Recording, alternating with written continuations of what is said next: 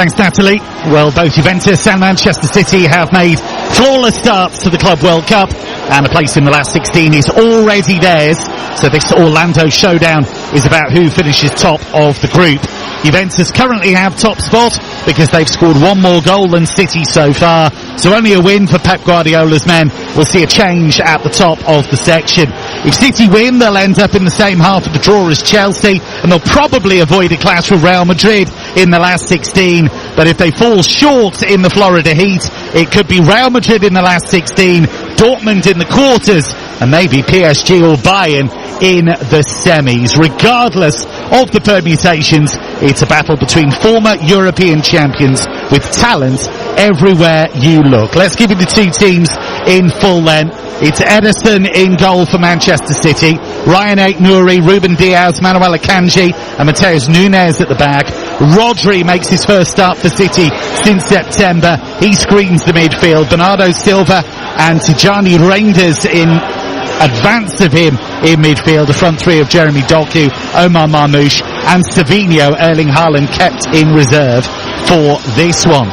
As for Juventus, Michele Di Gregorio in goal, Pierre Kalulu, Nicolo Savona and Lloyd Kelly on loan from Newcastle at the back. Alberto Costa, Manuel Locatelli, Weston McKennie and Filip Kostic across the middle. Nicolas Gonzalez, Dusan Vlahovic and Tern Koopmeiners in attack. Scott Minto, what do you make of those teams? Because Rodri being slotted into that midfield feels like the kind of move that gives the whole team a lift for Manchester City. Absolutely, it's brilliant to see him back, and I'd be very surprised if he plays the full 90 minutes, but just start him again.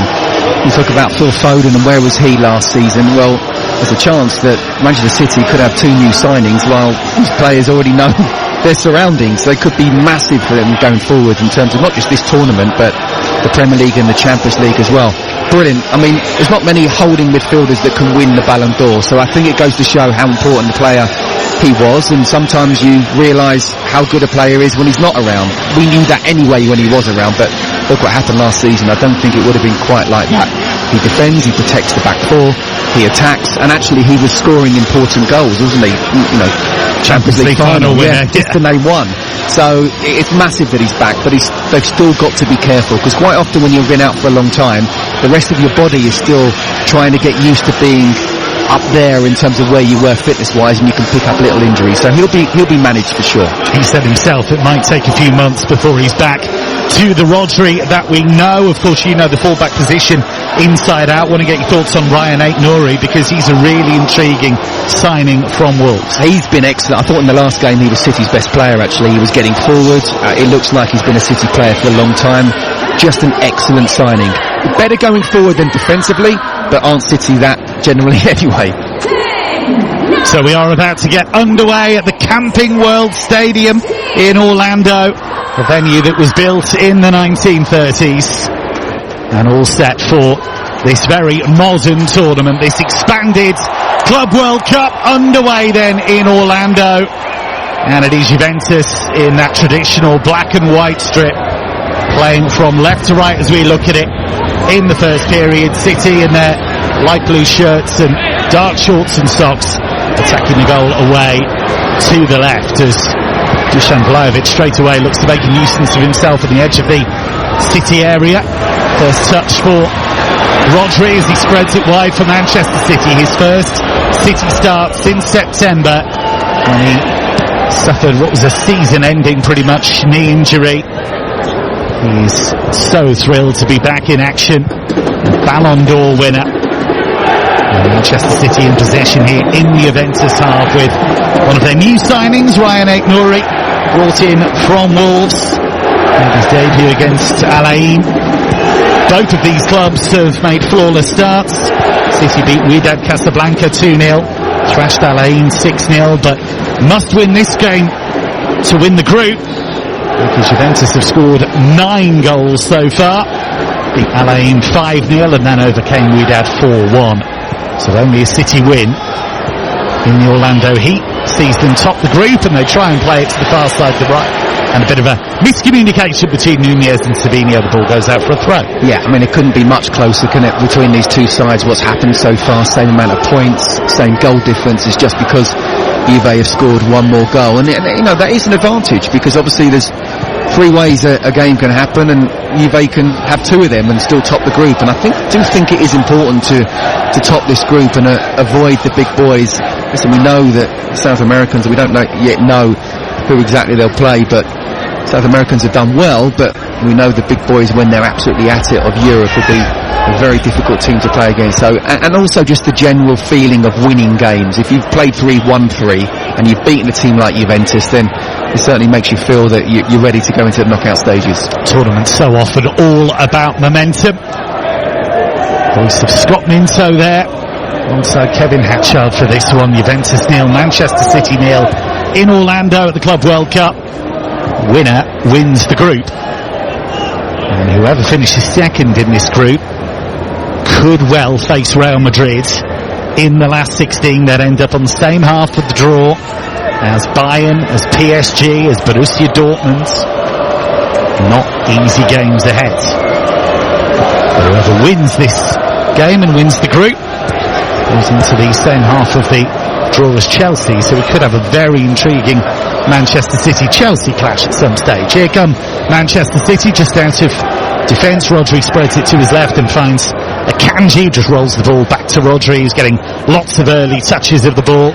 Bernardo Silva now inside right channel, just shuttling forwards. Early cross here from Nunes towards the far post, looking for Marmouche. It just got away from him. Reinders keeps it alive for Manchester City, finds the Belgian Jeremy Doku. Lovely little touch away from Costa. And now a nice little twist and turn on the left edge of the area, and the header from Bernardo Silva is saved by Di Gregorio, and on the follow-up, Bernardo Silva's effort deflected wide of the target. But it was a great run by Aït-Nouri down the left initially. Di Gregorio with a fine save. Do you know what, we talked about him, didn't we, just before the game, and that's where he's really good. He's looked to come inside, he's gone down the outside, whipped in a really good cross to the far post. It's a decent header from Silva. It's a really important save from Di Gregorio. You know, what Juve do not need is to concede this early goal, and City obviously, on the other hand, if they can get it, then suddenly they're in control of the game.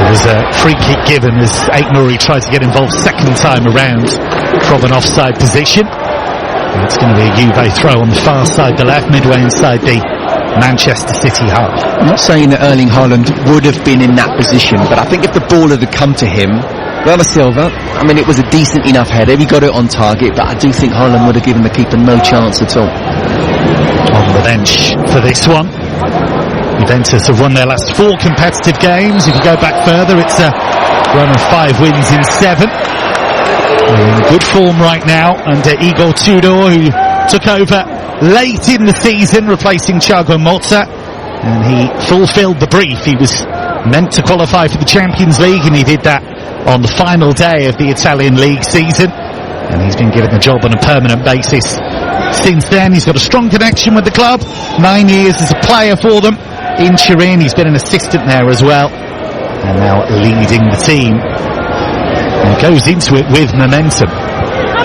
Yeah, absolutely, and I think it's important. It doesn't mean someone's going to be a great manager if he has been a player at a club for a long time, but if he is a good manager and good coach, which clearly they feel he has, if you will get a feel for what the club is about, I think that is really important.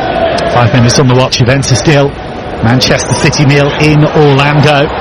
Nice little turn by McKennie, who was trying to force it down the inside left channel. Weston McKennie, one of the scorers for Juventus last season as they beat Manchester City in Turin in the league phase of the Champions League. Dusan Vlahovic, who's leading the line for Juventus this evening, scored the other goal.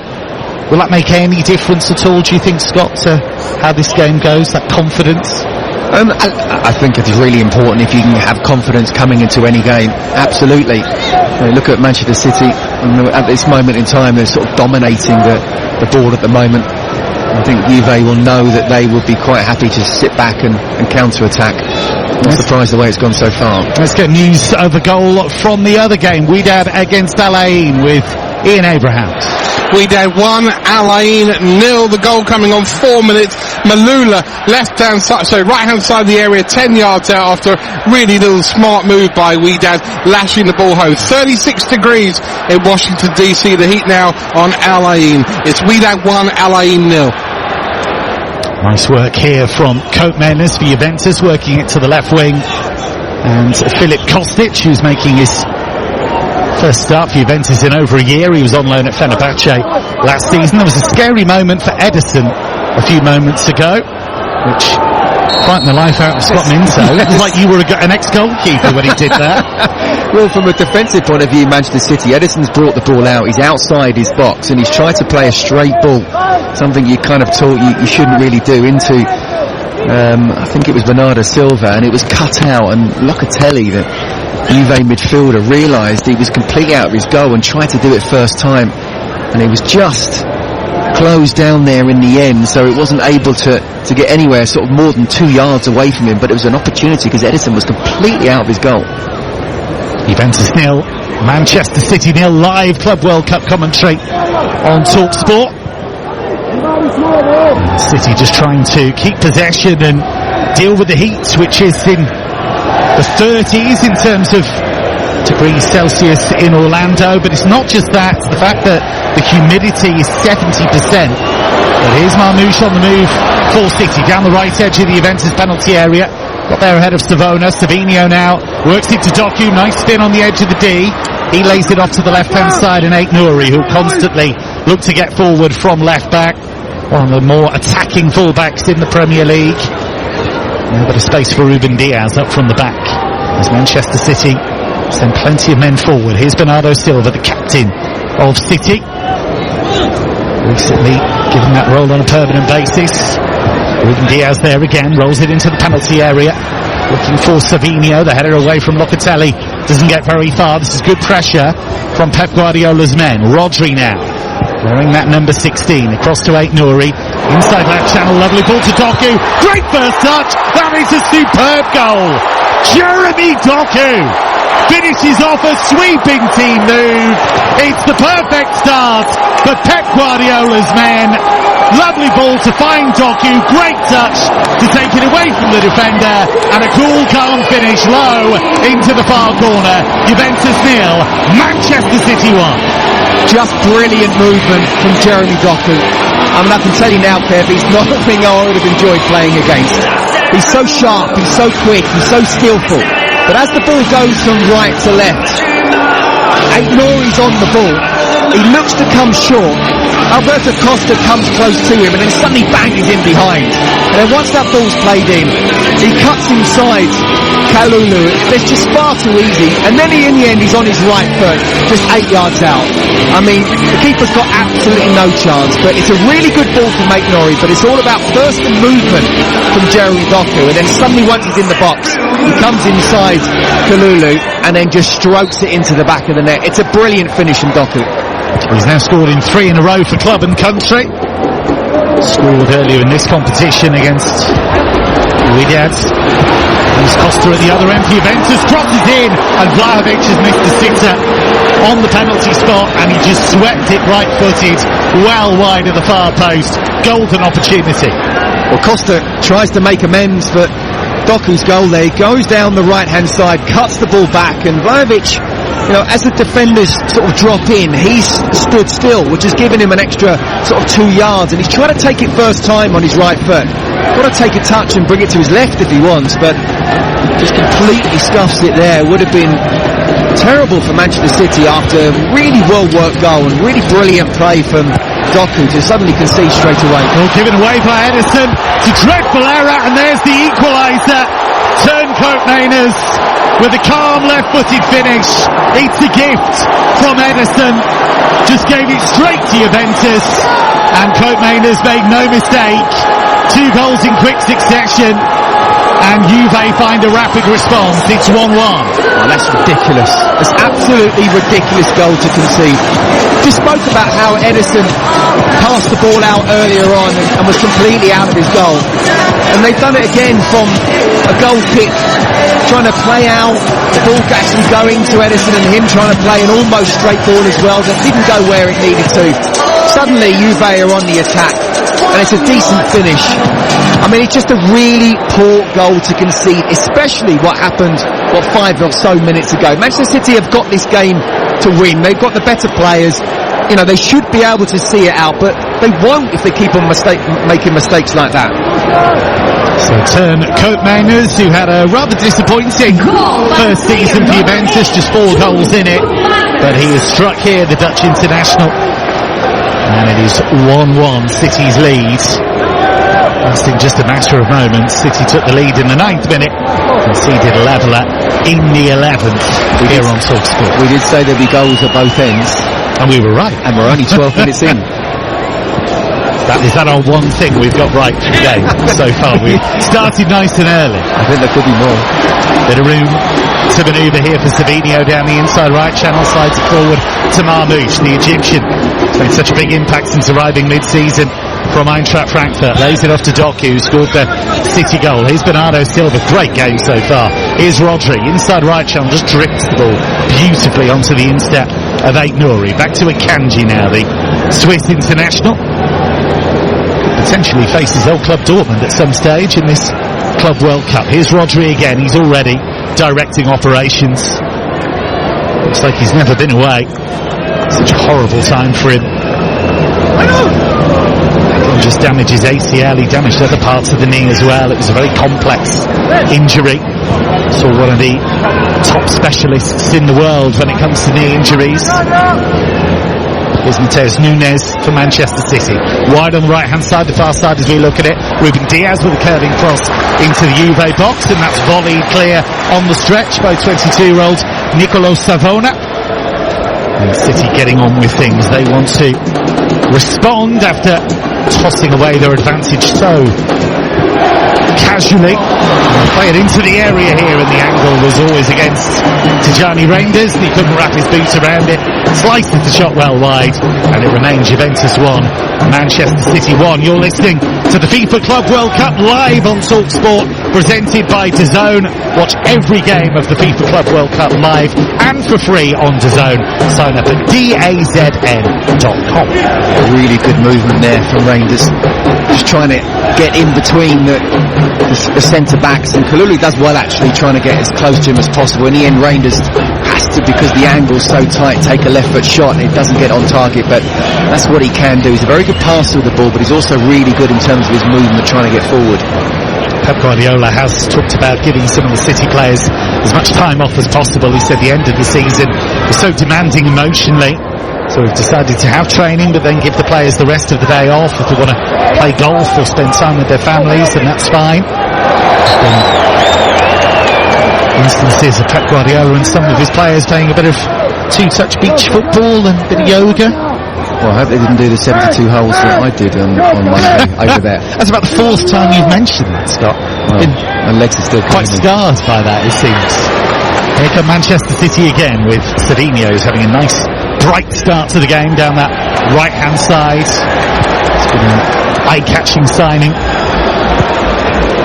So good for Girona a couple of seasons ago in helping them qualify for the Champions League, and was really taken to the Premier League very quickly. Savona for Juventus just rolls it across to Locatelli. Locatelli with a raking ball forward, but Edison this time is alive to the possibilities and comes out and plays it forward towards Bernardo Silva. He was looking to thread it through for Marmoush, and that's really good cover by the Juve back line. Lloyd Kelly on loan from Newcastle had to come across and clear, and did just that. Yeah, he read it really well, didn't he?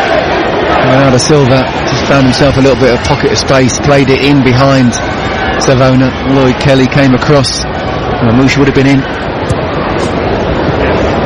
Space here for Mateus Nunes, forward to Savinho on that right-hand side for Manchester City. 1-1 in the 16th minute in Orlando. City have to win the group. If they fall short, it's entirely possible they could run into Real Madrid in the last 16. Real Madrid, who knocked them out of the Champions League last season.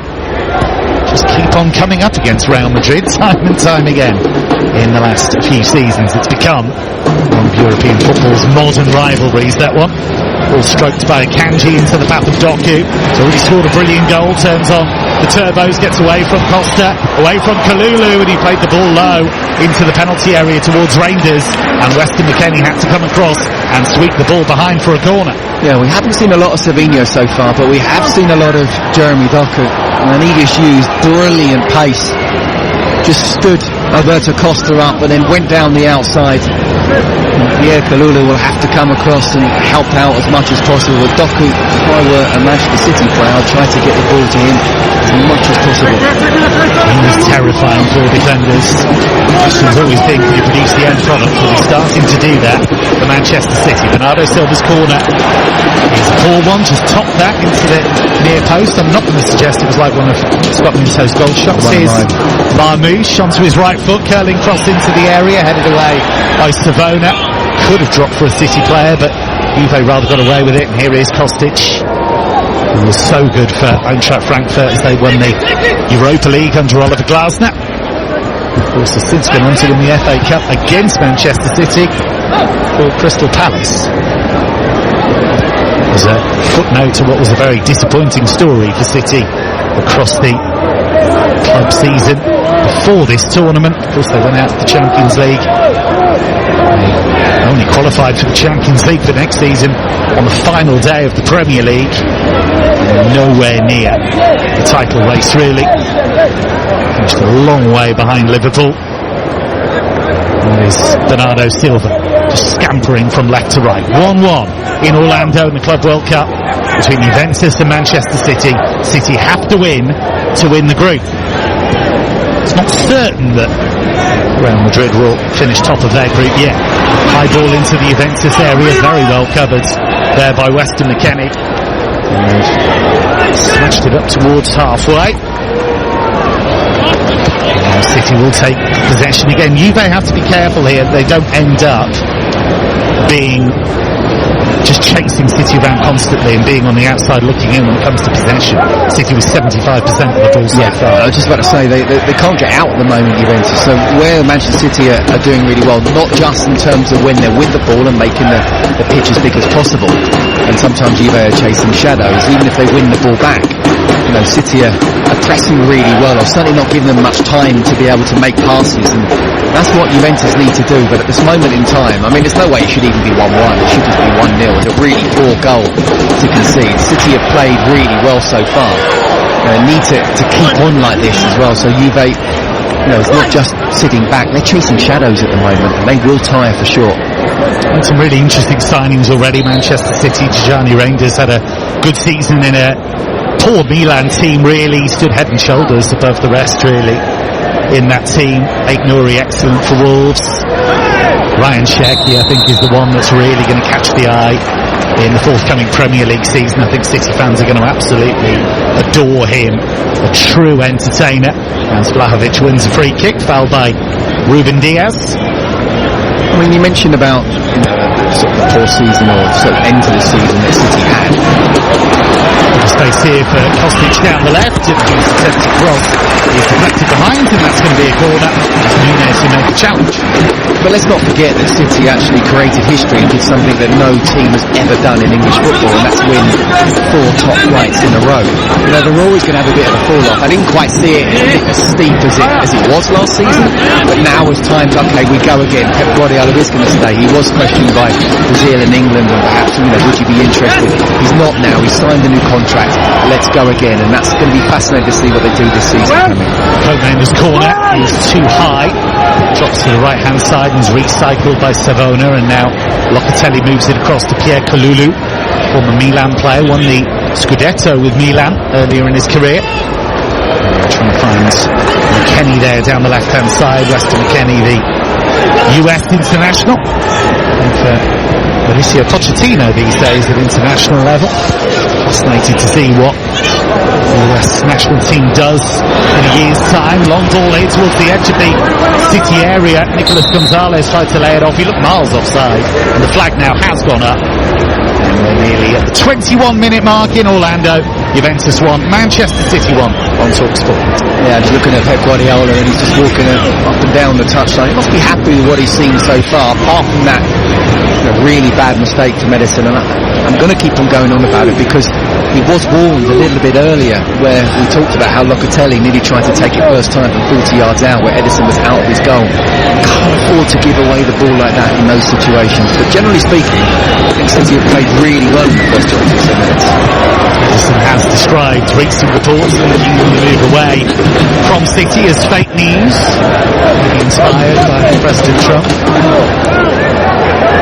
Bit of space here, Bo. Midfield area with Rodri, just trying to gun that through the middle, and it's actually broken for Marmoush here. He's got room to manoeuvre. Omar Marmoush, left edge of the penalty area, just checks, plays it back to Aït-Nouri. Aït-Nouri works it infield to Rodri, 35 yards out, inside left channel, and moves forward and is barged over there by Nicolas Gonzalez, and that's going to be a free kick in a tempting position for Manchester City. Yeah, clever play from Rodri, wasn't it? Receives the ball. See that Nico Gonzalez wanted to try and get in there, so he just put his body there, got the touch, went down, and then it's a free kick in a dangerous position. Will be interesting to see if there's going to be a shot. I'd say it's a little bit more than 25 yards, a little bit under 30 or close to. This is Marmoush country. Yeah, certainly worth a pot for sure.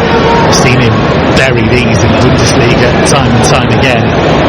It's his kind of angle, his kind of distance. He strikes the ball with that right foot so beautifully. Got an absolutely amazing goal against Bournemouth towards the end of the Premier League season. Ronaldo Silva standing over it as well, but it feels to me like Omar Marmoush is the only show in town here. We'll see. It's Marmoush, right-footed, he kills it into the top of the wall. Commentator's curse, but what I can tell you is he hits it so firmly, he's actually knocked over one of the Juve players in the wall, who is still there. I don't want to give it back in my day, but back in my day that would happen and then you'd just get up quickly. But obviously nowadays you do have to be careful. Anything with a head injury, referee rightly so stopping it. And I wouldn't necessarily say commentators cursed. It was a really good jump from the ball. You can see there's 4 big players in there. And if that had just gone over, Diego Gloria would have been struggling to get across. It was a good strike from Marmoush. Yeah, Nicolo Savona took it full in the face there. Juve youth products. He's played as full back, played as centre back as well. The City players, understandably, getting as much liquid as they possibly can. And Pep Guardiola, I think, has got to be fairly pleased with the way this game has started. After that one mistake, it's been really good from City. They've dominated. Great to see Rodri back, and he's helping start those moves as well. When you look at how they're playing, I want to see a little bit more from Savinho, but Doku has been sensational. Marmoush is making a really good movement as well. The Reinders are trying to get in behind. Bernardo Silva is helping Rodri boss the tempo of the game as well. It's been all City so far. Back underway, drop ball, City. The ball, and here is Mateus Nunes, who of course has been repurposed into this right back. He was a midfielder at Sporting and at Wolves, but Pep Guardiola, like many elite coaches, sees a player and thinks a bit differently. Here's Reinders. Really smart signing from City, I think, to Gianni Reinders. Dutch international. Here's a bit of space for Doku. Left edge of the area. Goes past his man, lays it off. Edge of the area, Reinders with the shot, that's blocked. Rodri left, right foot shot, that's blocked as well by Koopmeiners. Good pressure this from City. And here is Mateus Nunes. If you're just joining us on TalkSport, City went 1-0 up in the 9th minute. Jeremy Doku, and then gifted Juve an equaliser 2 minutes later. But here they come, City. Great ball across. Oh, it's an own goal. Pierre Kalulu, under no pressure really, has just played the ball beyond his own goalkeeper, Di Gregorio. And there are gifts being given aplenty in Orlando. Pierre Kalulu with an embarrassing moment, and it's Manchester City leading 2-1 against Juventus. Oh, look, it's a horrendous goal to concede if you are Pierre Kalulu. But let's give a lot of credit to Mateus Nunes. The way he just run, there's an underlap, and the ball was played in behind from Savinho. Really good play from the right winger and then the right back. And it's a vicious ball across, but it's one that there's no doubt about it. Kalulu should be able to deal with it.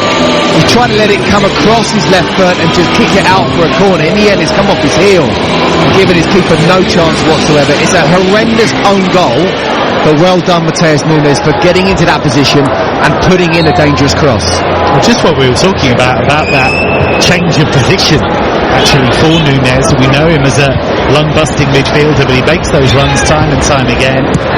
Scored that late winner against Aston Villa towards the end of the Premier League season with a fine late run.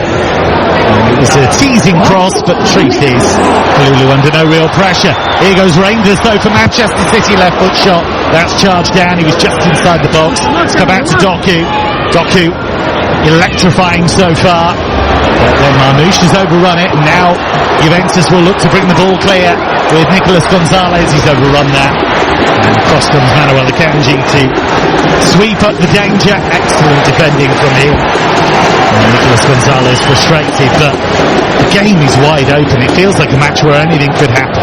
Yeah, absolutely, and I think there will be more goals. There's 3 already within the first half an hour. I can see another 3 coming the way these teams are playing, and actually they should be coming from Manchester City. I'll go back to the fact that the only reason the Juve have got a goal is because of a horrendous mistake from Edison. City are bossing this game in every way, in terms of territory, in terms of possession, in terms of creating chances, getting shots on target. It's been a really good performance apart from that one mistake. So if they get their head right, not only do I think City can win this game, but they can win by 2 or 3 goals. Juventus have looked a little ragged in the opening exchanges here. They were a tough team to knock over in Serie A. They only lost 4 games, but ended up racking up 16 draws. Only scored 1 goal fewer than the eventual champions Napoli, at the same defensive record as Inter, who finished second. Taking Juventus down the inside left channel with McKennie. Now it comes out to Kostic, winds up the left foot cross. So strong on his left foot, Kostic. Doesn't really like to use his right if he can avoid it. And City have dealt with the danger, and now they can bring the ball away. And here goes Savinho. Doku now hugging the right touchline, happy to threaten on either flank. 28 minutes gone on TalkSport. Live Club World Cup commentary. Juventus 1, Manchester City 2. Balls from Jeremy Doku and an own goal from Kalulu. Comes City again down the inside right channel, but Reinders misjudges that pass, and Juventus able to clear. Doku thinks about the cross, changes his mind down the right hand side.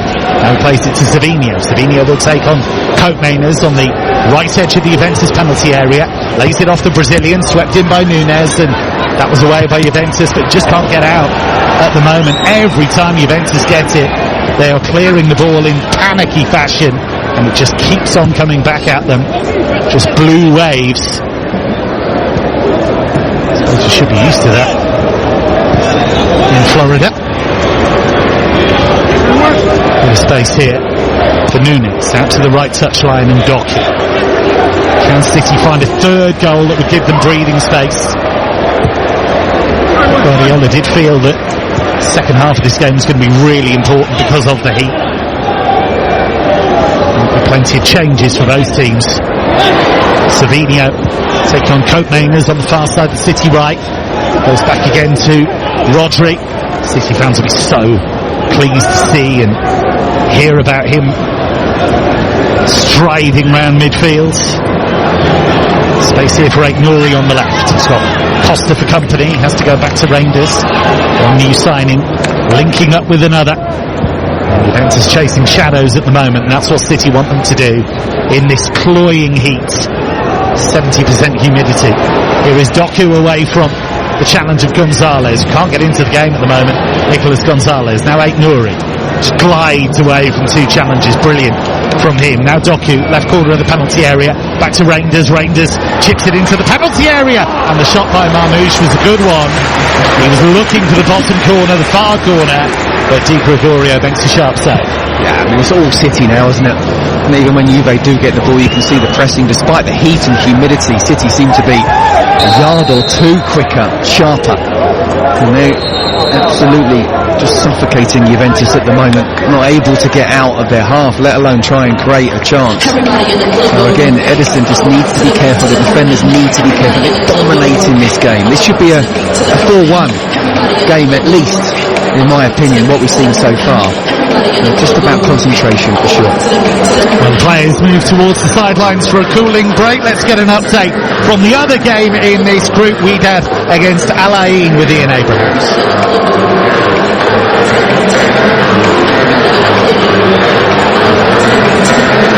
So City 2-1 up at the moment. We'll hear from Ian Abrahams in just a moment. Got a chance to tell you about games coming your way on the TalkSport network. On Saturday, it's the European Championship final at under-21 level. England's under-21s up against Germany. Commentary from Joe Shannon and the former England under-21 midfielder Darren Ambrose. That's 8 o'clock on Saturday on TalkSport. Over on TalkSport 2 at 9, Benfica against Chelsea. The Scott Minto Classico, that one. That's in the round of 16 of the Club World Cup. Nigel I don't know if I'm looking forward to that or not. You're a split loyalty now. Split loyalty. Scott will be part of your commentary team on TalkSport 2 for that one. And on Sunday, I'll be back on the mic, I'm pleased to say. 5 o'clock on Sunday, round of 16, Paris Saint-Germain against Inter Miami. I'll be joined by the former England striker, Dean Ashton. So plenty of action coming your way across the TalkSport network. This has come at a good time, this cooling break, actually, for Juventus, because they've got to somehow get a grip of this game. How are they going to do it? Well, they can't, because they're not able to keep the ball at all. Where City have been really good, when they've got the ball, they make the pitch as big as possible. When Juventus have the ball, they're pressing so well, despite the heat and humidity, and therefore condensing the pitch, and Juve just aren't good enough to be able to keep the ball for 4 or 5 passes. And you see Vlahovic speaking to Nico Gonzalez, and he must be saying, look, we've got to find a way to try and get forward, but Gonzalez can't get into the game. You know, Craig Maynard's actually finished really well and did well, but it's the one moment that he's been able to get in the game. But the games are won in both boxes, but it's controlled by midfield. And I look at the 11, not just in terms of the midfield. You've got to just think, not just Juve have had financial problems of recent past, but actually Serie A just can't compete with the Premier League as well. Well, we can get an update from that other game in the group, Wydad against Al Ain with Ian Abrahams. Still Wydad 1, Al Ain 0. The goal on 4 minutes scored by Cassius Malula. It's largely been an end-to-end game, and both of these sides are pretty poor, but it's been an end-to-end game, although it has to be said that Wydad should have gone 2 up. Baluta from 7 yards out, seeing his rising shot hit the crossbar. Searing temperatures in the American capital. We've had 2 cooling breaks in the first half. It's Wydad 1, Al Ain 0. Back underway in this one. Juventus 1, Manchester City 2. As things stand, Manchester City will win the group. It's not beyond the realms of possibility that Real Madrid would fail to win their group, although they are likely to. The prize for winning the group is not only to potentially avoid them in the last 16, but also avoid the likes of PSG and Bayern in half of the draw, although they potentially would have Chelsea coming up at some stage. Free kick given to Manchester City as Nunes is fouled by Kostic, who then had to swing at Ruben Diaz as well. Bit of frustration creeping in to Juventus' game at the moment. Yeah, I mean, he's not able to get on the ball. You talk about how good he was for Eintracht Frankfurt, and he absolutely was. He's got a wand of a left foot. He's 32 years of age now. He's just not able to get into the game. He needs to try and find a way to get moments, but again, he's playing in that kind of wing-back position, and you can only get involved in the game if the ball comes to you, and City are not allowing that at the moment. Pep Guardiola's trying to win the Club World Cup for the 5th time in his coaching career. Won it twice with Barcelona, once each with Bayern and Manchester City. Of course, this is the first year that it's fully expanded Club World Cup. For many years it was just a one-off game between champions of South America and the champions of Europe. Of course, FIFA have expanded it not once but twice. There is Manuel Akanji inside his own half. I think it's going to get even bigger as well if he speaks to Barcelona, Liverpool and Arsenal. There are a fair few clubs wailing and gnashing their teeth at the moment, having missed out on this. Of course, the next one is in 4 years' time. And there's Doku down the inside left channel. It's the final 10 minutes of the first half. Doku scampering into the area. Jeremy Doku, it's another brilliant run, and he cuts it back in a mixture of Savona and Kalulu gets the job done. Here goes Ait Nouri now. Down the left-hand side, a curling cross that was just curling away from Savinho. It's come to Nunes, inside right channel, edge of the area. He finds the Brazilian Savinho. City with their tails up. They seem to be dealing with the heat incredibly well at the moment. The way to do that, of course, is make the ball do the work. Doku now up against Alberto Costa, just 21, a Portuguese youth international. He was signed from Vitória Guimarães. Inexperienced though at this kind of level, and Doku's caused him all kinds of problems so far. He's dominating at the moment. I think he's learning a lot today, Costa. This is the way to learn quickly. Absolutely. And what he needs to do, he needs to make sure his centre-half alongside him is protecting him. There's a one-on-one situation. You know, even when Kalulu comes across and tries to help him out, Doku is finding a way to get past him. So he certainly will with an inexperienced right wing back. Nice idea from Marmoush. He tried to turn sharply on halfway and move into space, but Juve just about got away with that. Managed to get a tickle on the ball and stop Marmoush running through. That's nicely spread by Locatelli. Out to Nicolas Gonzalez, who skips away from Bernardo Silva, and Bernardo Silva decides he's not going to put up with that. And leaves it in a heap on the floor. That's going to be a free kick to Juventus, but nothing more than that. Live Club World Cup commentary on TalkSport. 37 minutes gone, Juventus 1, Manchester City 2. City twice in front. First through Jeremy Doku and then through an own goal from Pierre Kalulu. There's an equaliser from Turncoat Nails. Juve now looking for a second equaliser, but an offside against Alberto Costa.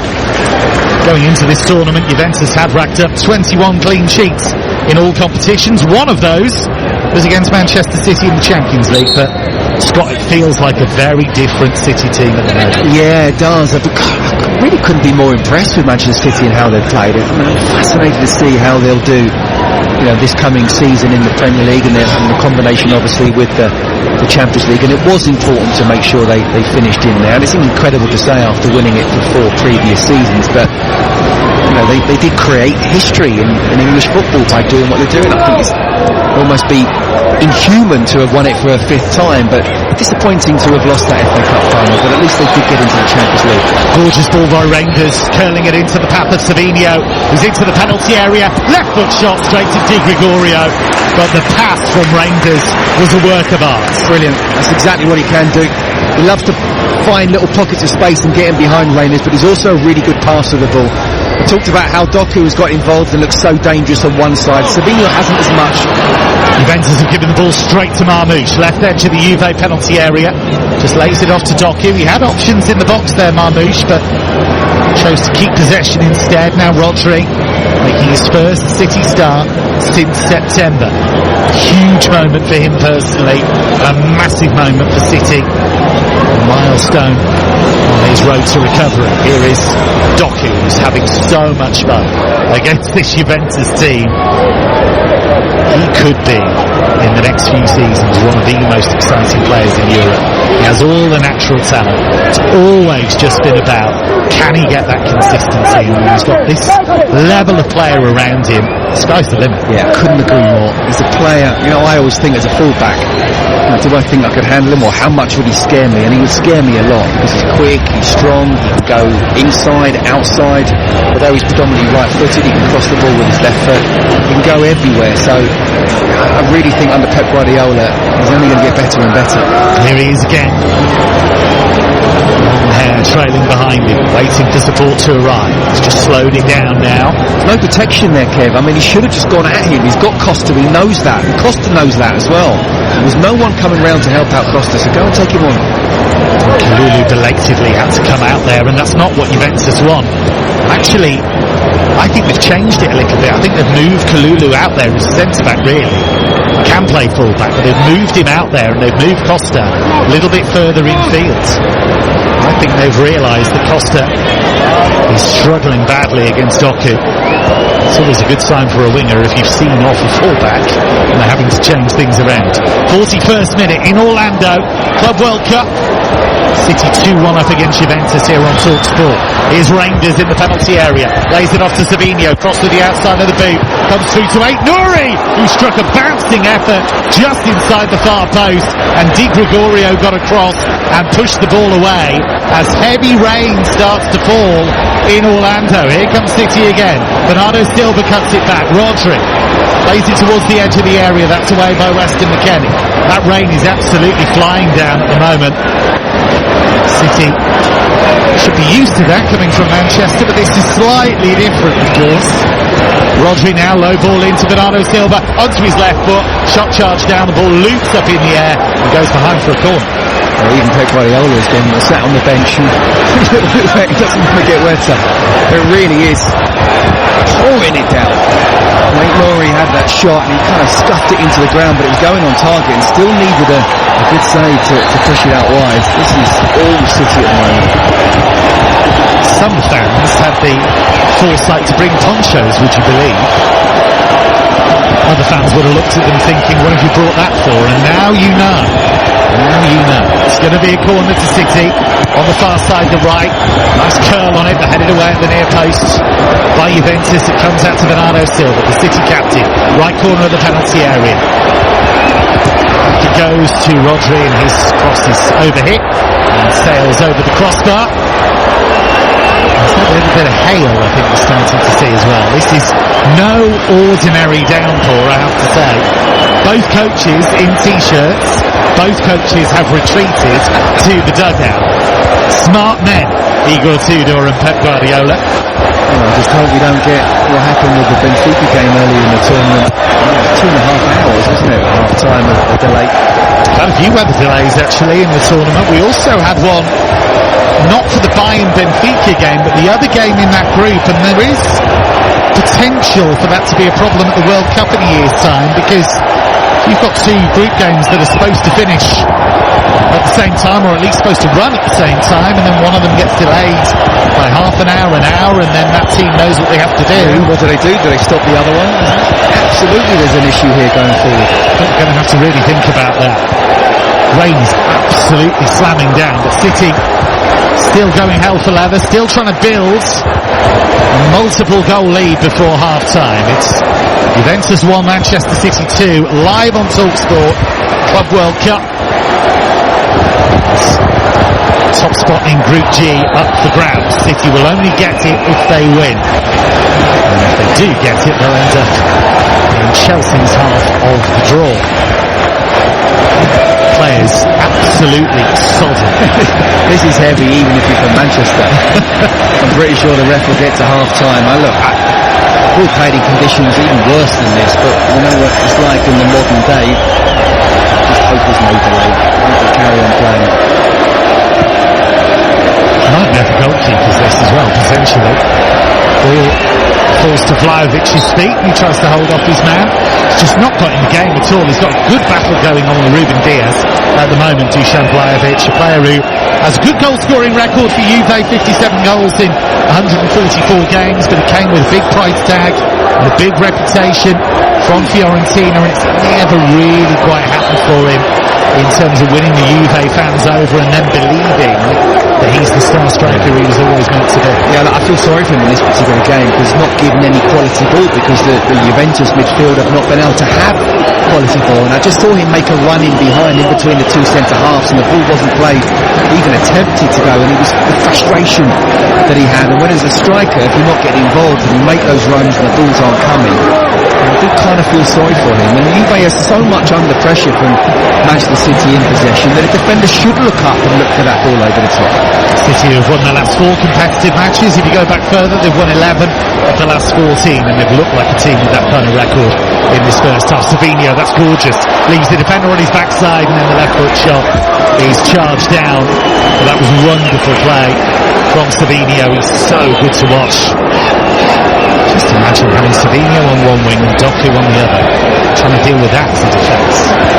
Won't someone think of the fullbacks? I've said it before. I think those two are sensational players, and the moment they click, they're so difficult and so great for Manchester City. You have him shaking to this as well. These Harlem Globetrotters-esque. Here come Juventus with Kalulu, who's definitely come full time to this right wing back role now. Kalulu might be partially because Igor Tudor soon scored that own goal. So if I move him out the middle, if I move Costa into the middle, that might help me twice. I don't know whether it's to move Kalulu out of the middle or to move Costa out of the right wing back position. 2 birds with 1 stone. All play towards McKennie. He's another one that's not really got in the game yet. Weston McKennie. He's become a genuine box-to-box threat. Former Schalke player. He's a player of real quality. News of a goal from elsewhere in just a moment as City break down this right-hand side. There has been another goal in the game between Wydad and Alain, but here's Savinho moving into the penalty area. Just drops the shoulder onto his left foot. Lays it off here to Aït-Nouri.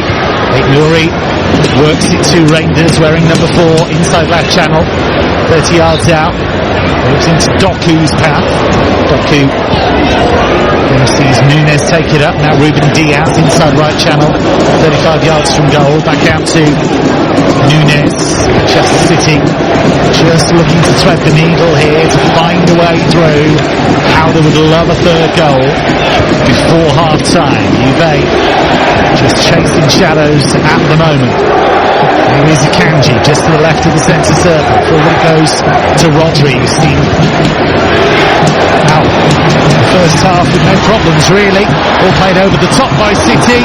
Di Gregorio started to come out and then that's swept away by Lloyd Kelly, and Juve again under real pressure here. City just turning the screw. We'll bring you news of that goal in just a moment from the other game, but City on the front foot relentlessly here. Nouri's throw, finding Reinders, who's forced back towards the Akanji. And now Ruben Diaz. City have made a mockery of the conditions in the sense that they've played with energy, they've kept the ball, they've moved it so cleverly and so well. And Juve have been forced to chase around in this extreme heat. Great work again by Savinho into the area, cuts it back. Locatelli should deal with the danger, but then gives it away so cheaply to Marmoush. Winds up the right foot shot, and it's wide of the target. Let's bring you news of that goal from elsewhere with Ian Abrahams. Wydad 1, Alain 1. They've finally scored, the team from the United Arab Emirates. Laba from the penalty spot given by VAR. Wydad 1, Alain 1. See a wonderful strike here from Marmoush. I thought initially it got just wide of the target, but Di Gregorio got fingertips to that, sent it round the post. It's going to be a corner to City. I think it would have hit the base of the upright, but Di Gregorio wasn't to know that, and it could have gone anywhere after that, so it's actually a really good stretch by the keeper. And Marmoush will take this corner. It might be City's last chance of the first period, and it's a really awful corner. They'll get another chance. Sliced behind for another corner by Locatelli. Well, awful corner, an awful clearance, and it does give them another chance. What? Just literally seconds away from those 4 minutes. Great opportunity for them to go in 2 up. Final roll of the dice here from City in this first half. High hanging corner, the header by Akanji, comfortably cleared, and the whistle is blown by our referee Clément Turpin. And Manchester City, as things stand, are going to win their group. 2-1 up at the break. Jeremy Doku with a fabulous opener in the 9th minute, but then Ederson's error gifted an equaliser just a couple of minutes later to turn Cope Mainers. And then a catastrophic own goal from Pierre Kalulu in the 26th minute has given us a half-time score of Juventus 1, Manchester City 2. Thanks, Natalie. So, a change for Manchester City at half-time. Erling Haaland, who has scored in this tournament already, scored against Alain in that big win. He is on for Omar Marmoush at half-time. No changes for Juventus, which is perhaps something of a surprise. Just the one from City, but we're expecting a whole raft of changes from both teams as this second half progresses. As things stand, City are going to win the game and win the group. 2-1 up going into this second half, and it's Manchester City who get us back underway in Orlando in their traditional light blue shirts, wearing dark shorts, dark socks, attacking the goal away to the right hand side. Juve in their iconic white and black strip, playing from right to left. Let me in the 2 lineups quickly. City with Ederson in goal, Aït-Nouri, Diaz, Akanji and Nunes at the back, Rodri, Bernardo, Reinders in midfield with Doku and Savinho now either side of Haaland in attack. Juve with Di Gregorio in goal, Kalulu, Savona and Kelly, the back 3, Costa, Locatelli McKennie and Kostic in midfield, Gonzalez, Vlahovic, and the goal scorer Koopmeiners in attack. Here is Bernardo Silva racing down the inside right channel. Lovely ball to Savinho, cross towards Haaland, and it just skipped away from him at the far post. Maybe if he'd been on a little longer, he might have caught up with that one, but it was another incisive City move. Brilliant, absolutely brilliant play from City.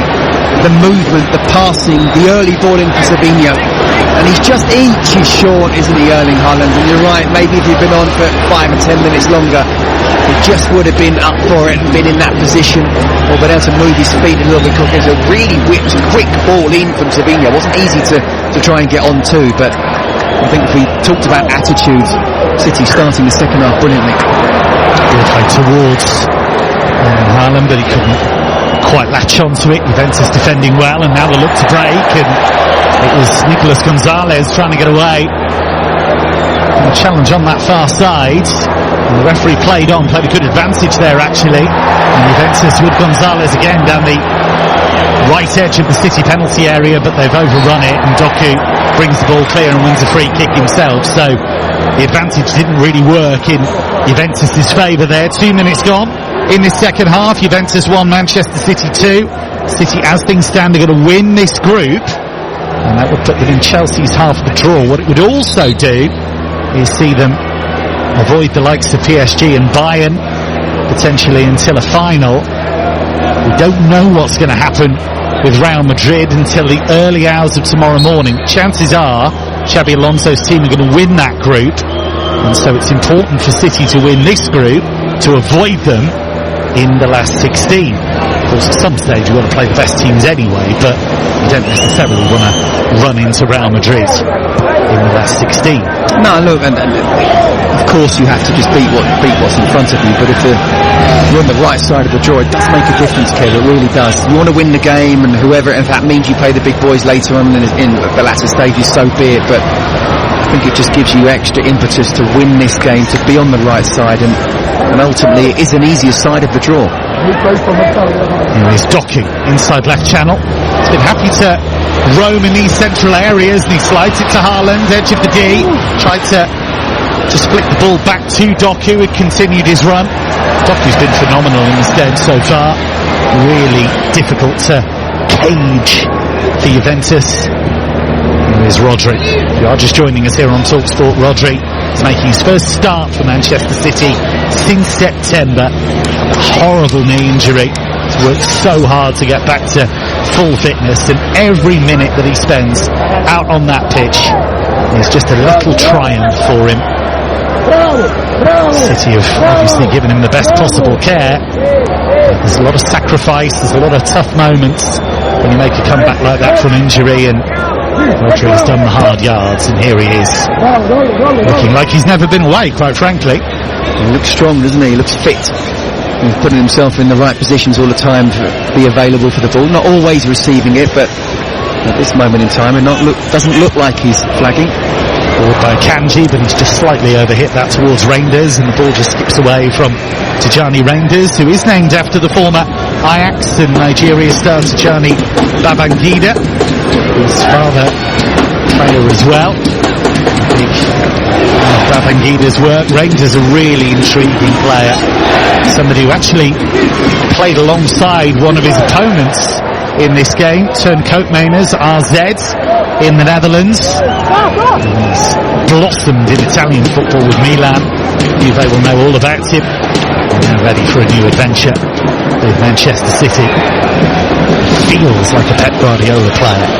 Has that technical quality, but also that intelligence, that Gundogan about him. Here's Doku, another brilliant run, right foot shot, and it blazes wide of the far post. Di Gregorio, the goalkeeper, had given up on that one, and Jeremy Doku yet again threatens, but it's a goal kick. Yeah, this time he comes inside. It's almost like he's chasing the ball, because he's come inside and he's gone a little bit far on that final touch to avoid a tackle, but still he's 19 yards out, pretty much in front of goal. Just got to have a little bit more composure. He's already scored a fantastic goal, but he'll be disappointed that he hasn't at least hit the target and really scored again. 51st minute here on TalkSport, live Club World Cup commentary. Juventus 1, Manchester City 2. All of the goals in the first 26 minutes of the game. Doku put City in front in the 9th minute. 2 minutes later, Ederson gifted turncoat name as an equaliser. And a quarter of an hour after that, horrible own goal from Pierre Kalulu gave City the advantage once again. City have been well worth it. Guardiola took charge of Manchester City back in 2016. Since then they've won more games, scored more goals, kept more clean sheets than any team in Europe's top 5 leagues, and they're in here. Nunez across to Haaland, and they've got another. He's only been on the field 6 minutes, and Erling Haaland gives City breathing space. Juventus sliced apart again. It was a tap-in, it was another sumptuous team goal, and City heading for top spot in the group and roaring into the last 16. It's 3-1. Well, I need to look at this finish again. I mean, first of all, it's brilliant play by Manchester City. It's completely opening Juventus up, but it looked like it came off his left foot, then his right foot. What was a simple tap-in. Even Erling Haaland made a bit of a meal of it. Got to look at it again. But great ball down the outside. Matheus Nunes, because of his pace, was able to just look up. And yeah, he's put the ball across, and it's a kind of a simple tap-in for Erling Haaland. It looks like he's almost trying to take a touch of the ball. He hasn't. It's come off his left foot onto his right and then straight in. Well, look, you have to be in the right place first of all, and it doesn't matter. The score sheet will say that City have scored, and so has Erling Haaland, but just a tad lucky. It was kind of hit with the same conviction as Kalulu scored his own goal with, really. Yes, absolutely. Not quite fully in control of what was going on, but it's another goal for Erling Haaland. It's his second of this Club World Cup. He scored in 9 of his last 13 now for City. There's been all of this debate about whether City actually should play with a genuine number 9. If you've got Erling Haaland in the squad, yes, you should. Yeah, absolutely. I mean, look, he's such a top-class striker that he can't be perfect all the time, but even if he's, in inverted commas, had a poor season like some say last season, look at the numbers he got. Just incredible. Just want to give credit to Matheus Nunes, though. Again, you know, bombing on down that right-hand side, looking up, playing the perfect pass. Erling Haaland nearly mucking it up, but he didn't. That was all about the run and then the pass from Nunes. He's made 2 of the goals now, Nunes. It's his cross that led to Kalulu's own goal. It's a nice touch by Haaland, and he's rumbling forward now. He's giving it to Savinho. Space here for Nunes. They've dovetailed pretty well down that right-hand side, those two. Savinho and Nunes. And City now in complete control of this game. Juventus, it's worth bearing in mind, are European royalty, Italian champions 36 times. On the Coppa Italia 15 times, European champions twice, but there's a big gap judging by this game, and ball slid through towards Haaland, but Juve got a boot in there and diverted the ball into the path of Di Gregorio. If Igor Tudor, the Juve coach, can't find a way of locking this down, Scott Minto, this would get very, very ugly. Well, yeah, he needs to make changes, simple as that, because I'm surprised he didn't make changes at half-time. They were absolutely dominated by Manchester City, and the second half been exactly the same.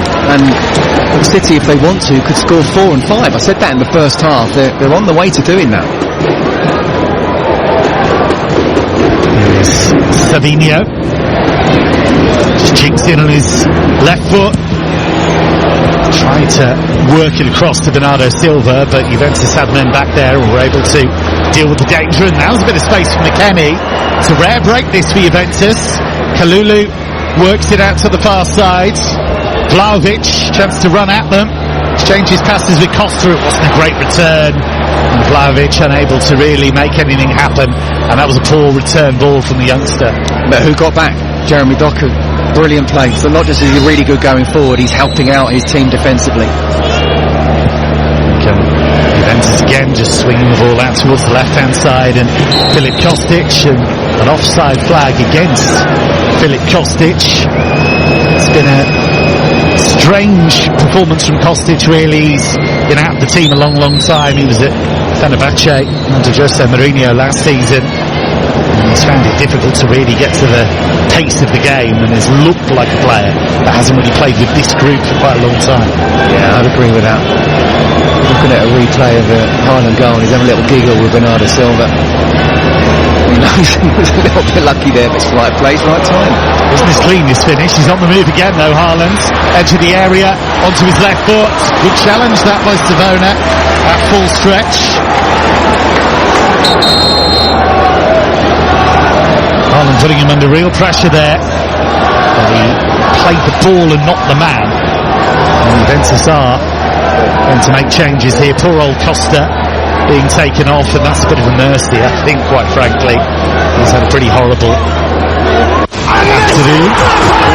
And on comes Cambiaso, who's a player that was linked with Manchester City fairly recently. We're going to see Kenan Yildiz come on. And Kefren Turan as well. Turan's going to replace Locatelli. Yildiz will come on for Koopmeiners.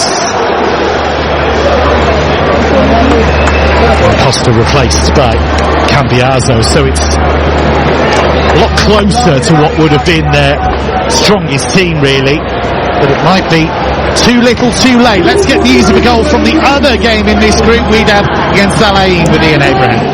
Wydad 1, Al Ain 2, Kaku with the goal. Nice finish into the top corner.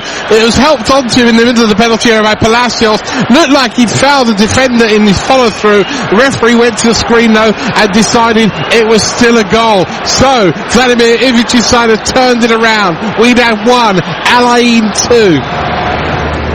Keep you up to date with further goals in that one, should there be any. Here come Juventus with Yildiz.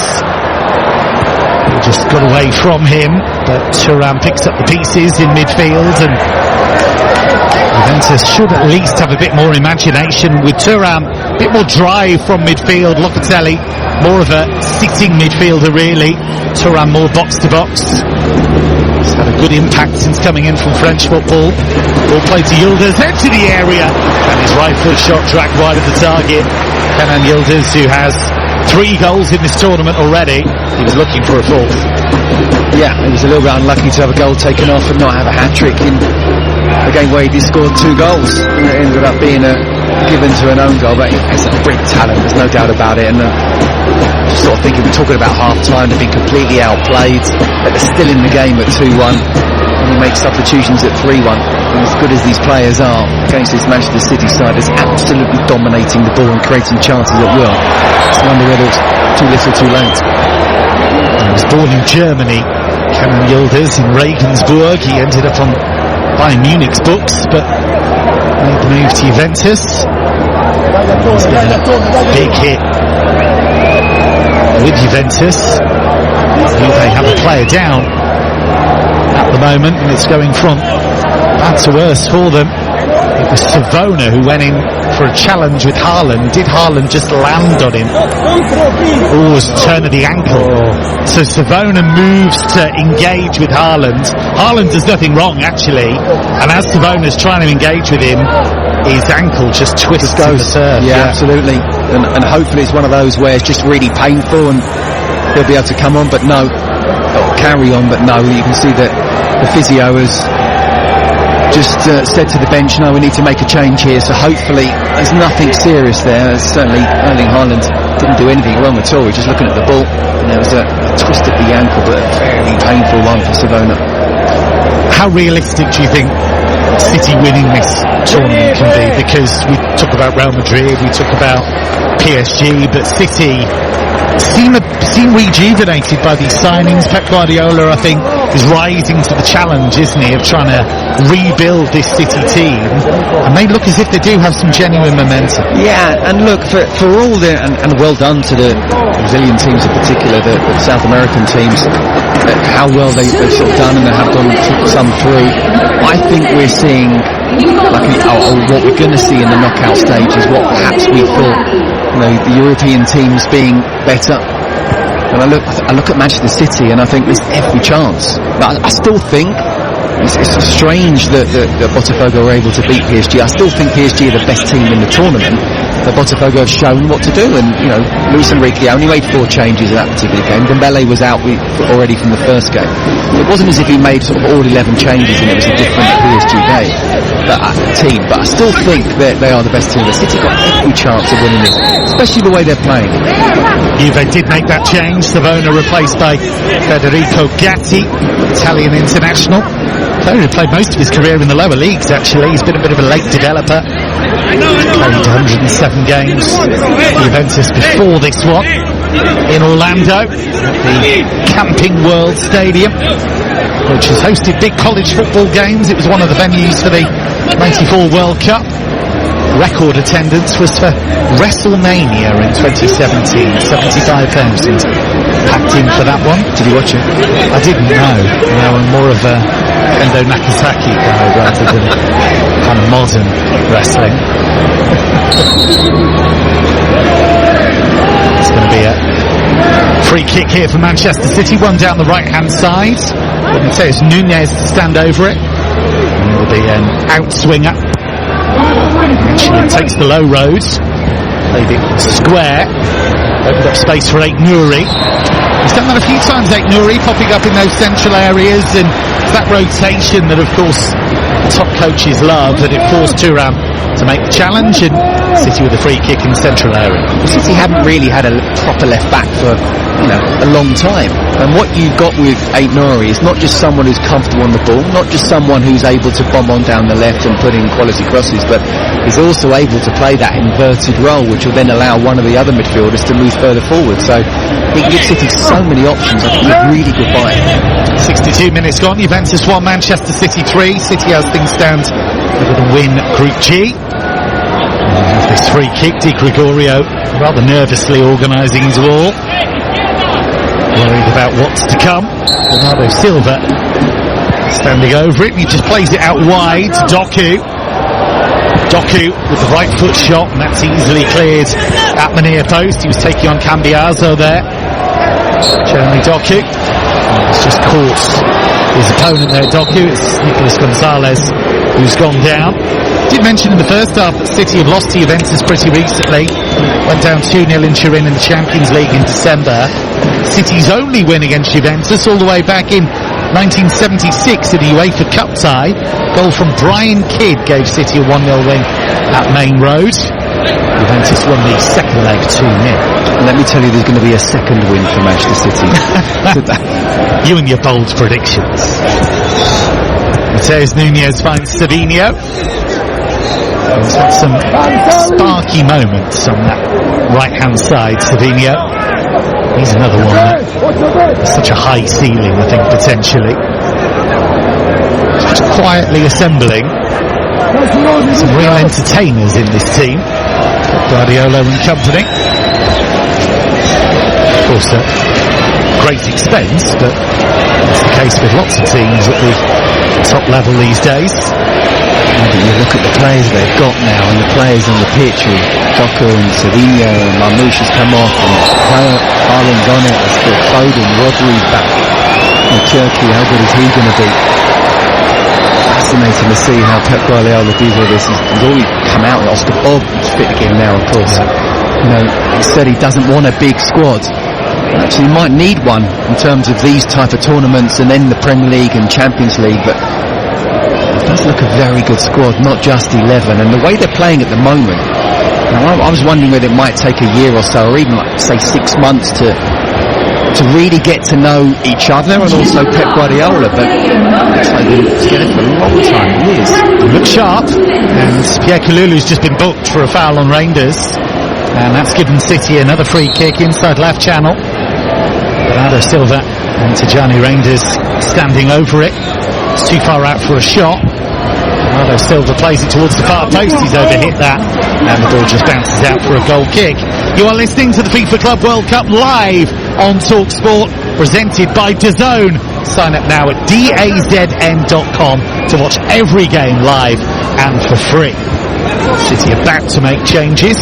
Ilkay Gundogan and Phil Foden about to be introduced. And it's such a boon for Pep Guardiola to have all of these options. Of course, they had lots of injuries last season. which contributed to them having, by their standards, was a very disappointing campaign. And Rodri has finished his shift, and the City fans in the stadium give him a standing ovation, and quite right too. He's replaced by Ilkay Gundogan, but Scott Minto, what a great feeling he will have, having had that first start in a long time. Absolutely. You know, to have 65 minutes, and it was planned from the start, give you 65 minutes, just get that match fitness up. You know, the biggest thing now for Pep Guardiola is making sure there's no injuries. It's great, isn't it, when you look at the substitutes that come on, Foden and Gundogan. Okay, Gundogan coming on for Rodri. Phil Foden replaces Doku. Again, Scott's having palpitations, just putting himself in mind of the Juventus defenders here. All those old memories coming back. I'm nervous for them, for sure. Here's Lloyd Kelly, who's one of those defenders, on loan from Newcastle. One of a number of UK players who's stepped out of their comfort zone, come to big European teams. We're seeing that more and more now, and he's just won a goal kick off a City player. It's going to be an opportunity for Juventus just to have a bit of breathing space here. 3-1 down in Orlando to this very impressive Manchester City team. All jabbed through though by Juventus. They might be in here, and Ederson had to come out really quickly to deny Vlahovic. It was a clever ball through the middle. Vlahovic was away. He tried to just jab it beyond Ederson, and Ederson, who made a horrible mistake in the first half, has at least partially made up for it. Yeah, well, he has there, absolutely. And if you're a Juventus fan, you're not getting any chances, and suddenly Vlahovic gets half a chance. You have to take it. You have to find a way to get that ball in the back of the net, whether that's try and lob him quickly, put it alongside him, go past him, maybe win a penalty. He's not going to get many chances. He hasn't had many chances, Vlahovic, and he's got to do better there. But yeah, well done to Ederson. Made a mistake for the goal. It should be 3-0 really. It was a really poor mistake for the goal, but he certainly made up for it there. It's Ederson's 371st appearance for Manchester City. He's had a mixed performance, it's fair to say, but he has been, in the last few years, one of the world's best goalkeepers. Yeah, he has. He has. I think for the last season he hasn't been quite at the level that he's been previously, but he's still very, very good. I'm really interested to see whether he can get back to his very, very best. We know from a distribution point of view he's up there with the very best, if not the best, with his left foot pink. We're witnessing now what a wonderful pass it was, and bring down from Haaland. Great control from Haaland into the area, plays it into the box. Surely they'll score here. Phil Foden into an empty net. It was a tap in. It's his second goal of the Club World Cup. He's only just come on. City substitutes having instant impact, and Pep Guardiola's team are flying towards top spot, and they are going into the knockout rounds of the Club World Cup with serious momentum. Juventus 1, Manchester City 4. Well, just as we were talking about Ederson and his distribution, he pings the ball, 50 yards for Erling Haaland. What a brilliant first touch it was, over his shoulder, brings it down, and then he's running at the defence. And you can tell when the defenders are really under pressure, because they just chop off. They shouldn't have allowed him to have brought it down, turn and run. He plays it inside what was going to be for Phil Foden. He doesn't quite get there. Juventus defender again doesn't get there himself. As Savinho comes inside, he was bringing it, he's wanting it for himself. Phil Foden was there to say, no, I'm going to have this, thank you very much. And what a great way to regain confidence. You know what, Kev, I really want to see Phil Foden get back to how he was, 12, 24 months ago, where he was the Premier League Player of the Year. It could be another signing, in inverted commas, for Manchester City. Rodri one, Foden another, plus all the new signings. I mean, how scary could they be again? And maybe the battle between Manchester City and Liverpool, and we'll throw in Arsenal if and when they do get a striker. But well done for Phil Foden, right place, right time. That's what you want from your subs, make an impact. And the season before the one that's just gone, Phil Foden had 28 goals for club and country, and yet he found it much more difficult this time around. That was his 99th goal for City, by the way, so one shy of a century. And we've got a feel in the closing 20 minutes he's going to have a chance, because City have simply blown Juventus away here. I'm sure Igor Tudor, the coach, will get a bit of stick for his team selection, but His argument might be that they've qualified for the last 16 anyway, and was going to hope that his team could stay in the game, but just has not worked out that way at all. Are you saying that he's thinking he had a cunning plan? Yes. And as we know, Baldrick, they do not always go according to plan. It's looking less and less cunning by the moment, if I'm honest. I mean, really, it should be 4-0, shouldn't it?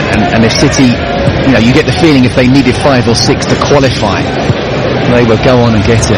It's an absolute domination here. Well, it's a statement, is what it is, and it means that if City do go on to win the group, and unless Juventus do something remarkable in the closing stages here, they will play the runners-up of Group H in the last 16. Could be Real Madrid. There is a set of results that could lead to that, but it's not the most likely scenario. The group is going to be finished off in the early hours of tomorrow morning. 72nd minute here on TalkSport. Juventus 1, Manchester City 4. It's been fantastic performance from Pep Guardiola's team. Foden just trying to glide the ball out to the far side, but he got that one wrong, and it just bounces behind his intended target. And Juventus just have to grit their teeth here and just find a way through and try not to concede any further goals, and hope that this hasn't landed them a last 16 clash with Real Madrid, because if they play like this against Real Madrid, they're going to have another hiding. Is Mateus Nunes, who's been very impressive down that right hand side, kept on going, kept on charging. Player who Pep Guardiola clearly trusts. When he was a central midfielder, he just didn't get into the team, but Guardiola's hit upon this new position for him, and he's basically replacing Kyle Walker, isn't he? Yeah, look, I still worry for him defensively, and it's interesting because I watched him when he was at Sporting, and it was him and Paulinho in the central midfield, and Ruben Amorim was the manager, and he realised that Paulinho was going to go and he was okay with that, but he wasn't happy with Nunes going, and he was playing central midfield, that sort of box-to-box midfield role, and Pep Guardiola doesn't see him that. He doesn't see that he's capable or want him in that. So he's quick, he's athletic, he can get down the right, but I just think defensively against the real top teams, when you're deep in sort of competitions, and we may well find it in this one as well, I just think he can be got at defensively. It's not that he's not quick, not sharp. He's not been brought up to play fullback, and you have to understand how to play that position against the big boys. There's Bernardo Silva inside right channel infield to Foden. Foden square into midfield. Nice little burst there from Gundogan initially. Now Nunes infield. Back out to Nunes now. Just gliding infield, plays it to Haaland, edge of the area, it's only half cleared. Rangers with the shot, it's fallen for Haaland, and the spinning ball after the shot was charged down just didn't come the way of Savinho. It's going to be a corner, but nothing more than that. It's just great football, isn't it? There's so much movement there. Juventus are not able to get close to them. In the end, defenders do well getting close to Erling Haaland, but that's because of the movement, and they've just dropped off. And he has the shot, and he must be thinking, I could even get a hat-trick here, there's still plenty of time. Bernardo Silva's going to make way, and he's going to be replaced by another of the new signings, Ryan Cherki, who is a lot of fun, let me say. He's going to be mesmerising to watch, and Nico O'Reilly, who is a City youth product that really caught the eye at the back end of last season, he comes on for Ryan Aït-Nouri. So Bernardo Silva and Ryan Aït-Nouri off, Nico O'Reilly and Ryan Cherki come on. Cherki signed from Lyon, he's only 21, recently made his debut for France and pretty much changed the game when he came on. It's the double substitution. Here's the corner, headed away by Thuram at the near post. Gundogan has it again, right foot cross, the queuing up in the middle, Haaland with the shot kicked away, it's come to the edge of the area, and it's an absolute stunner! Savinho with a rocket! Right-footed, goalkeeper didn't move, the ball crashed in off the underside of the crossbar, This is a real statement of intent. A 5-star performance. Juventus 1, Manchester City 5. Well, we said it could be 3, 4, 5, and boy, it is. Just City dominating. Erling Haaland having the chance, the goalkeeper making a decent save, and just dropping off, and the ball comes out to Savinho on his right foot. And he strikes it 20 yards out. It's curling top corner. Keeper doesn't even try to go for it because he's not going to get anywhere near it. What a strike that is. And City, they've been superb. Not seen a better performance in this competition so far. The PSG Atletico one was certainly a very good one, but yeah, this is brilliant from Pep Guardiola, and he is absolutely delighted. They're back. They are looking so very dangerous. And whether they're using this as time to rebuild, using it as a pre-season, who knows, but they have been absolutely stellar in the Orlando heat. There is a cooling break, plenty of games to look forward to on the TalkSport network, by the way, on Saturday at 8 o'clock. It's the Under-21 European Championship final, and England are there. They will face Germany for the trophy. Commentary from Joe Shannon and the former England Under-21 midfielder Darren Ambrose. Later on Saturday night at 9 o'clock, a round of 16 clash from the Club World Cup as Chelsea continue their competition against Benfica. Scott Minto alongside me for this one will be alongside Nigel Adderley for that. That's a TalkSport 2 exclusive. And on Sunday, I'll be back on the mic, 5 o'clock, PSG against Lionel Messi's Inter Miami. That is a round of 16 knockout game. I'll be joined by the former England striker Dean Ashton. Lots of games coming up for you on the TalkSport network. Well, what a performance this has been from City.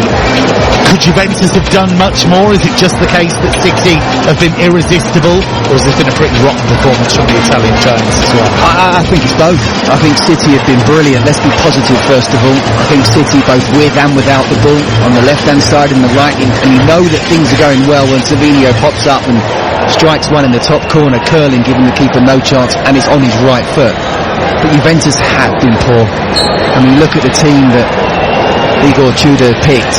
Certainly not first choice. I think he can be blamed for that. Substitutions weren't made at half-time. Just too late, really. Juventus charging forward here with Vlahovic waiting for support to arrive. And the shot from Yildiz on the edge of the area is wild. He was off balance, left-footed effort. It's been caught by a fan behind the goal. He's got a wide grin, having caught that one cleanly. And it's been a pretty miserable game so far for Yildiz, having come on. Yeah, look, again, I think if you go back, you said about how many titles, Serie A titles Juventus have won, and they are one of the giants of European football. But sort of historically, yes. But in terms of where they are right now, no. They're a million miles away from the heights that they've had in the past. And we shouldn't necessarily be surprised that City have not just won this game, but been the better side. But the way they've done it, how much they've dominated Juventus. I mean, it's been an absolute massive difference in class. And again, not just with the ball, Manchester City. I've been really impressed in the heat and the humidity, the way they've pressed and worked together. I mean, look at a really good outfit. Igor Tudor, the Juventus coach, did describe Pep Guardiola as absolutely top coach in the world. And Guardiola, you can see, is starting to work his magic with these players. It was an unusual challenge for him last term. He's just not used to it, seeing his teams lose time and time again. See them dumped out of competitions early, see them lose a final. That rarely happens, but City on the wrong end last season. Got the space here for Kostic for Juventus, who are trying to wake up here in Orlando. Looking for Yildiz, but Yildiz beaten to it by the tireless Nunez, who has not stopped running up and down that flank. You're just joining us here on TalkSport, 80th minute, Juventus 1, Manchester City 5. Yes, you heard me. Manchester City 5. Jeremy Doku with a goal, an own goal from Kalulu, goals in the second half from Haaland, Foden, Savinho. It has been a stellar display from Manchester City. Of course, City haven't happened upon these players by accident. There has been lavish spending, and people will look at what happened to them last season and bring out the world's tiniest violin, but it was jarring for them, having been so successful under Guardiola. Now they're looking to rebuild and rearm as they look to take on Liverpool and Arsenal and the rest next season. Are they the only three you think can win it next season? Do you think Chelsea can challenge? No, as much as I'd love to see Chelsea do it, no I don't, and I would take the final Champions League place for Chelsea right now. We've seen how difficult it's been for Newcastle to combine the Premier League and the Champions League, and then Aston Villa, although of course they came close and will still be kicking themselves that they didn't. I think Chelsea, with how young they are, no, I don't know, I'll take a good Champions League run and get a Champions League place again next season. But in terms of City, they look amazing, mate. They're going to be really good.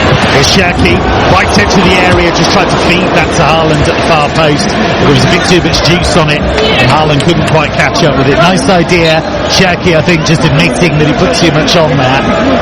But City hungry for more goals, and Juventus are going to make another change here. They're going to bring on one of their youngsters, Vasily Adjic, who's a Montenegrin international. He's only 19. Go on, Vasily, win us the game. 5-1 down. So Weston McKennie is going to be the player that he will replace. It is one of those, is good luck, but actually, no, just experience. The game's lost, so you've got no pressure here, but just try and get involved, show that you feel comfortable in this. Just say when Manchester City playing, they look like one of the best teams in the world right now.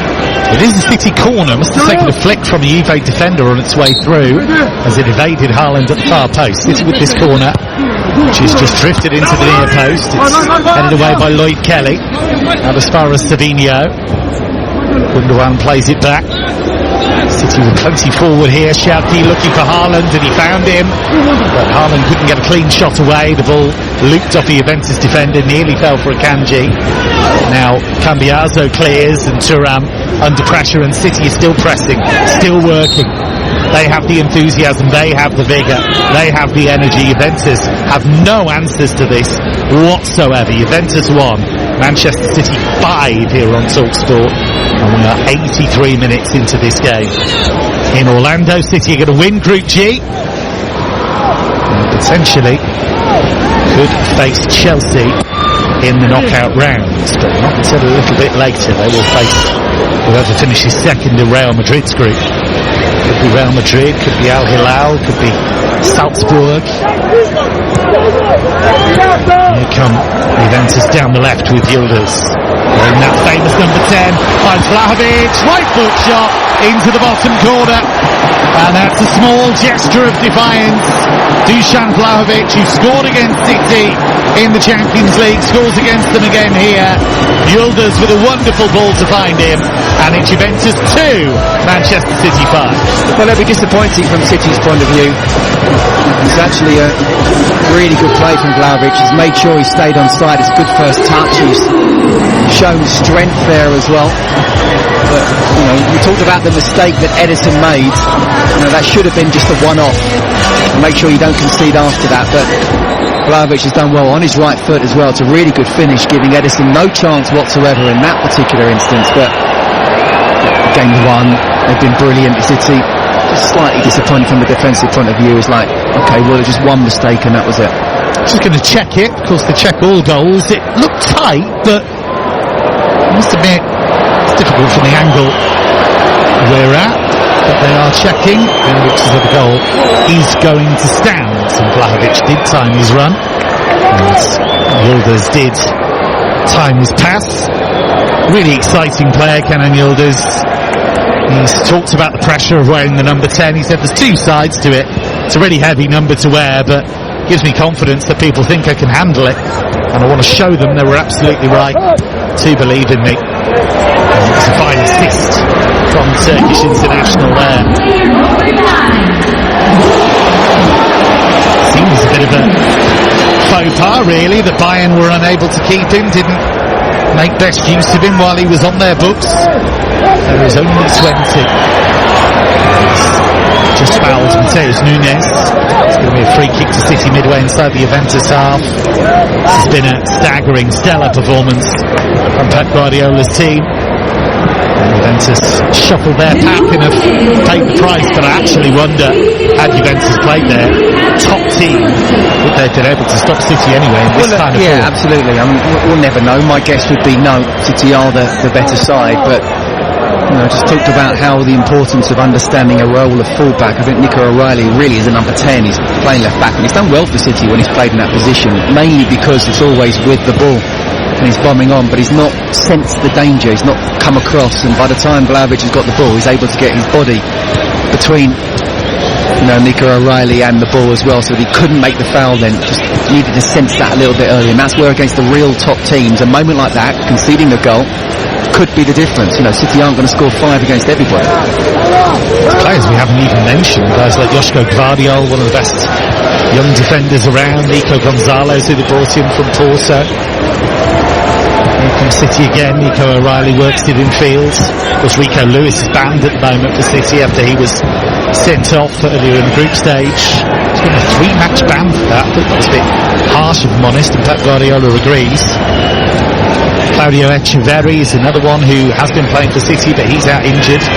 Foden, nice little spin on the edge of the area. Haaland, will it fall for him? It didn't quite. Wanted to get the left foot shot away, and the ball just got stuck under his feet, really.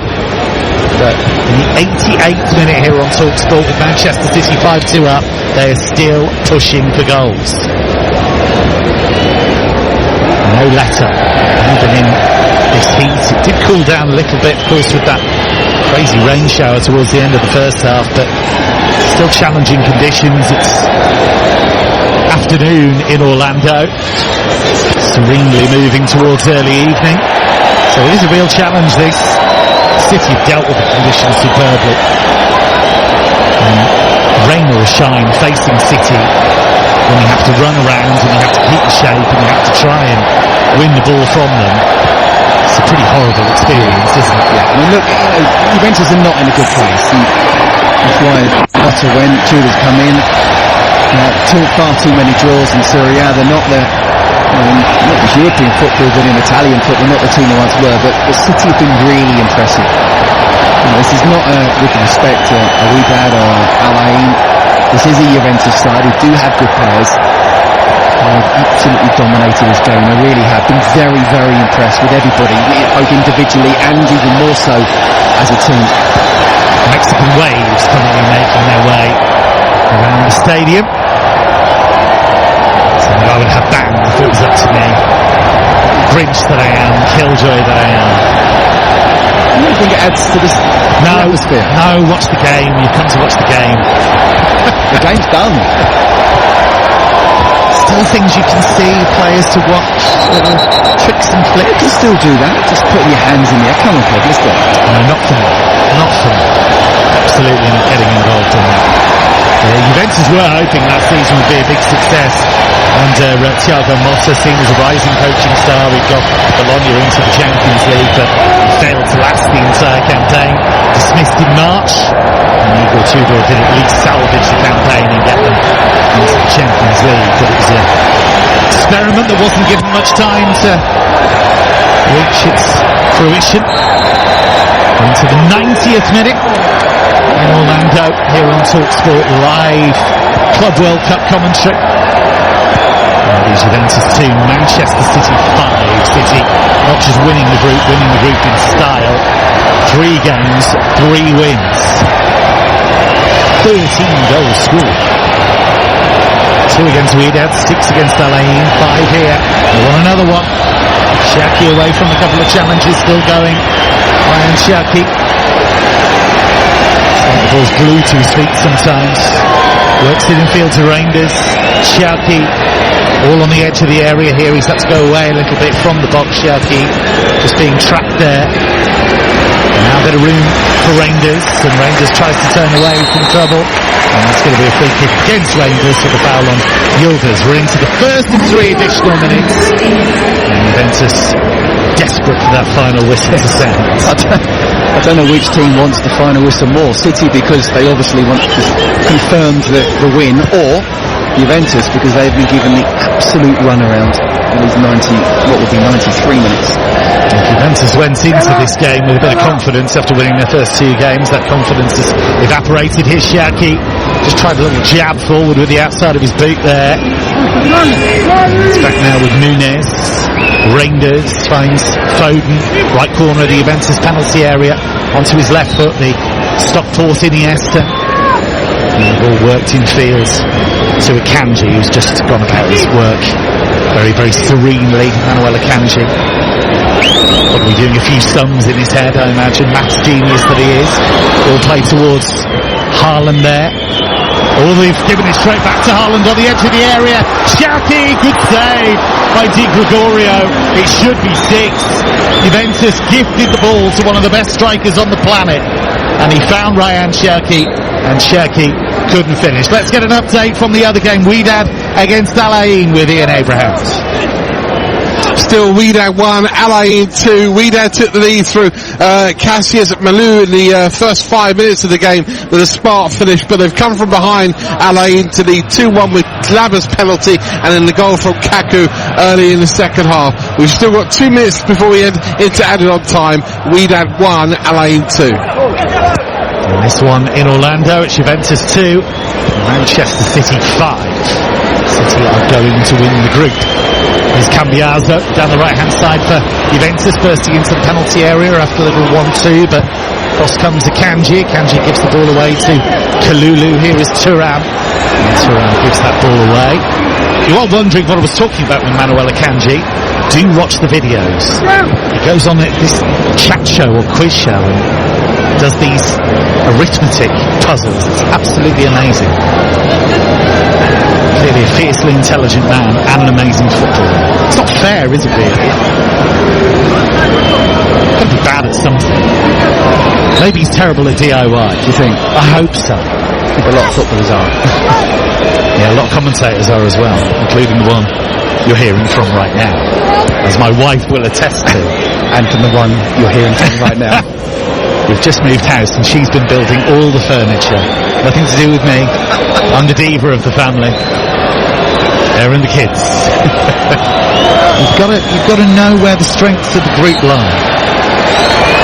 Manchester City have finished with a flourish. They win Group G. It might be enough to avoid Real Madrid in the last 16, but even if it's not, they go into the knockout rounds full of confidence after a stirring performance against the Italian giant Juventus. Jeremy Doku gave City an early lead. Turned Koopman is gifted an equaliser 2 minutes later. Pierre Kalulu's own goal gave City a half-time lead. Further goals from Haaland, Foden and Sabinho put City 5-1 up at one stage. Dusan Vlahovic with a consolation goal, but City flying into the last 16. They win Group G and they win this game in Orlando against Juventus by 5 goals to 2.